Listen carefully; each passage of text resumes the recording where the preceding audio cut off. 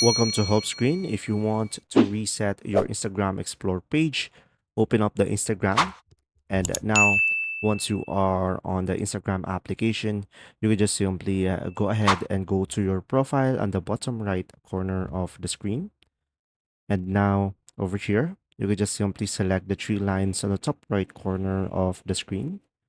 And now here, it will redirect you to the settings and activity. So just simply scroll down a little bit. And you should be able to see here what you see category. So from here, go for content preferences.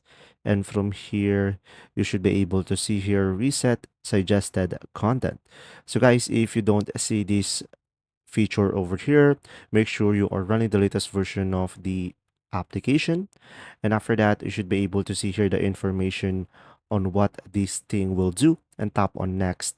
And you should be able to see here reset suggested content and tap on reset suggested content.